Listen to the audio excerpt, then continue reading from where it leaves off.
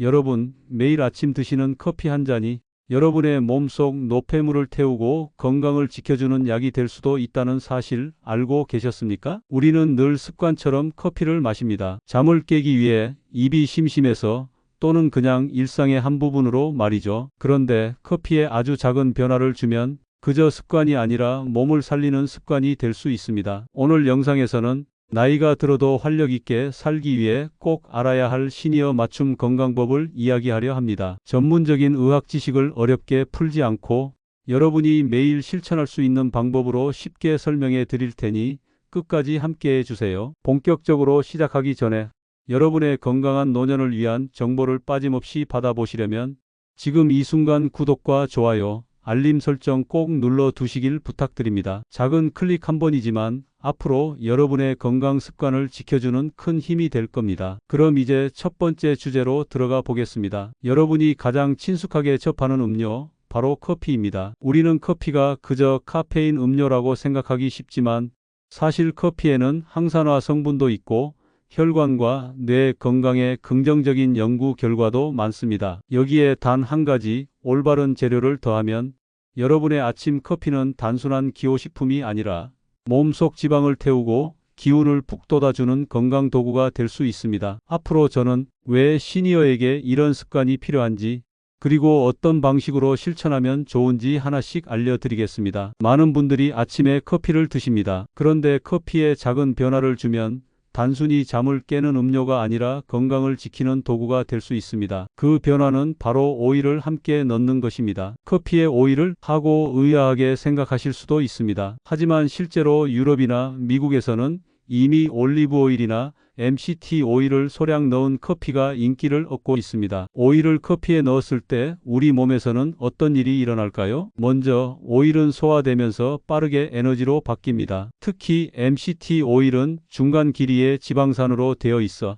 소화기관에 부담을 거의 주지 않고 바로 간으로 흡수됩니다. 그리고 간에서 케톤체라는 물질을 만들어냅니다. 케톤체는 쉽게 말하면 몸속 지방을 태우는 스위치 같은 역할을 합니다. 우리 몸이 평소에는 밥이나 빵 같은 탄수화물을 주 에너지원으로 쓰지만 케톤체가 생기면 저장된 지방을 끌어다 에너지로 쓰게 됩니다. 그래서 커피에 소량의 오일을 넣으면 몸이 지방을 태우는 모드로 바뀌어 노폐물도 함께 연소시키는 효과를 기대할 수 있습니다. 또 하나 중요한 점은 근육 보호 효과입니다. 나이가 들수록 아무리 다이어트를 해도 근육이 쉽게 줄어들 수 있습니다. 그런데 케톤체가 있으면 몸은 굳이 근육 단백질을 분해하지 않고 저장된 지방을 먼저 쓰게 됩니다. 즉, 불필요한 근손실을 줄이고 체력을 지켜주는데도 도움이 되는 것이죠. 여기서 오해하지 말아야 할 점이 있습니다. 이 방법은 어디까지나 보조적인 건강 습관입니다. 오일을 많이 넣거나 커피를 과하게 마시는 것은 오히려 해로울 수 있습니다. 커피는 하루 한두 잔, 오일은 작은 숟가락 하나 정도가 적당합니다. 그 이상은 소화에 부담을 줄 수 있으니 반드시 적당히가 중요합니다. 또한 오일을 선택할 때는 질 좋은 올리브 오일이나 MCT 오일을 고르시는 것이 좋습니다. 버터나 동물성 지방을 넣는 방법도 일부에서 쓰이지만 혈관 건강을 생각하면 식물성 오일이 훨씬 안전합니다. 결국 핵심은 커피라는 익숙한 음료에 작은 변화를 주어 몸이 지방을 에너지로 태우도록 돕는 것, 그리고 나이 들어 생기기 쉬운 근육 손실을 조금이나마 막는 데 있다는 점입니다. 우리가 건강을 위해 가장 많이 듣는 조언 중 하나가 적게 먹어라라는 말입니다. 실제로 젊은 시절에는 음식을 조금 줄이면 혈당과 체중이 안정되고 몸의 부담도 줄어드는 장점이 많습니다. 하지만 나이가 들면 이야기가 달라집니다. 같이 음식을 줄였는데도 오히려 기력이 떨어지고 근육이 빠져나가는 분들이 많습니다. 왜 그럴까요? 그 이유는 노년기에는 몸의 회복력과 근육 유지 능력이 떨어지기 때문입니다. 젊을 때는 조금만 먹어도 몸이 알아서 필요한 영양소를 잘 흡수해 쓰지만 나이가 들면 흡수력이 떨어져 같은 양을 먹어도 몸이 쓸 수 있는 자원이 줄어듭니다. 그래서 지나치게 적게 먹으면 몸은 지방보다 근육을 먼저 깎아 쓰게 됩니다. 근육이 줄면 어떤 문제가 생길까요? 우선 쉽게 피곤해지고 조금만 걸어도 숨이 차고 균형을 잃기 쉽습니다. 결국 넘어지는 사고로 이어지고 회복 속도도 늦어집니다. 즉, 음식을 너무 줄이면 건강하게 오래 사는 것이 아니라 오히려 삶의 질이 크게 떨어질 수 있다는 뜻입니다. 따라서 시니어에게는 무조건 적게 먹기가 아니라 적당히 먹되 꼭 필요한 영양소를 챙기기가 정답입니다. 특히 단백질은 근육을 지켜주는 핵심 영양소이므로 하루 한 끼 이상은 반드시 단백질 위주 식사를 하셔야 합니다. 밥이나 빵만으로 한 끼를 때우는 것이 아니라 콩, 계란, 생선, 살코기 같은 단백질을 꼭 곁들여야 합니다. 정리하자면 젊은 시절엔 소식이 도움이 되지만 노년기에는 소식보다 균형식이 훨씬 중요합니다. 먹는 양을 줄이더라도 단백질과 좋은 지방, 그리고 제철 채소는 반드시 포함시켜야 합니다. 이 차이를 이해하는 것만으로도 시니어의 건강은 크게 달라질 수 있습니다. 건강을 지키기 위해서 무엇을 먹지 말아야 하느냐도 중요하지만 사실 더 중요한 것은 무엇을 꼭 챙겨 먹어야 하느냐입니다. 먼저 단백질입니다. 근육과 면역력을 유지하려면 하루 한두 번은 단백질이 중심이 되는 식사를 하셔야 합니다. 시니어분들이 부담 없이 드실 수 있는 단백질 식품에는 몇 가지 기본이 있습니다. 첫째는 콩입니다. 콩에는 단백질뿐만 아니라 혈관 건강에 좋은 성분도 풍부합니다. 두유, 두부, 콩밥 같은 형태로 자주 드시는 것이 좋습니다. 둘째는 계란입니다. 쉽게 구할 수 있고 조리도 간단하죠. 삶아 먹거나 밥 위에 풀어 간단히 비벼 먹는 것만으로도 훌륭한 한 끼가 됩니다. 셋째는 살코기입니다. 특히 돼지고기 뒷다리나 닭가슴살 같은 부위는 기름기가 적으면서도 단백질은 풍부합니다. 조금 넉넉히 사서 냉동에 두었다가 국이나 찌개에 넣어 드시면 간단하고 경제적입니다. 이제 곡물로 넘어가 보겠습니다. 흰 쌀밥은 소화는 빠르지만 혈당을 급격히 올릴 수 있습니다. 반대로 잡곡에는 섬유질과 미네랄이 풍부해서 혈당을 안정시키고 포만감도 오래 갑니다. 다만 잡곡밥이 소화에 부담이 되는 분들은 흰쌀과 섞어서 드시면 됩니다. 흰쌀 70%, 잡곡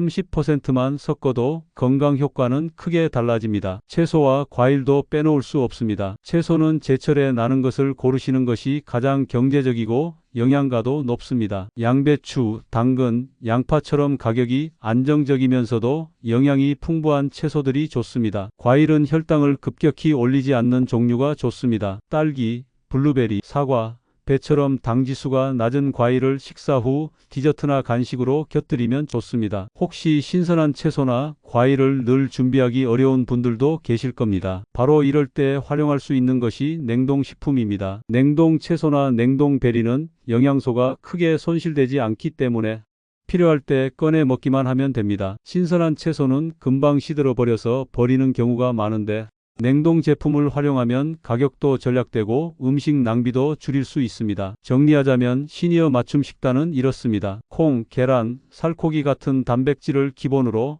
잡곡밥으로 포만감을 더하고 제철 채소와 당이 낮은 과일을 곁들이는 것, 그리고 냉동 제품을 현명하게 활용하면 언제 어디서나 건강한 식탁을 유지할 수 있습니다. 이렇게 꾸준히 먹는 습관이 쌓이면 노화 속도는 늦춰지고 몸의 기운은 오래도록 유지될 수 있습니다. 건강을 위해 꼭 챙겨야 할 음식이 있는 것처럼 반대로 조심해야 할 음식도 있습니다. 첫 번째는 즙이나 액기스입니다. 몸에 좋다는 이름으로 파는 녹즙, 과일즙, 각종 액기스들이 많습니다. 하지만 이런 제품은 대부분 원래 식품에 들어있던 섬유질은 빠지고 당분이나 특정 성분만 농축되어 있습니다. 이렇게 진하게 농축된 액체는 간에 부담을 줄 수 있고 혈당도 빠르게 올리기 때문에 오히려 건강을 해칠 수 있습니다. 채소와 과일은 가능하면 원래 형태 그대로 씹어서 드시는 것이 가장 안전합니다. 두 번째는 가공식품입니다. 편의점 도시락, 인스턴트 반찬, 과자, 가공육 제품에는 나트륨과 첨가물이 많이 들어 있습니다. 짠맛과 단맛이 강해 입에는 익숙할 수 있지만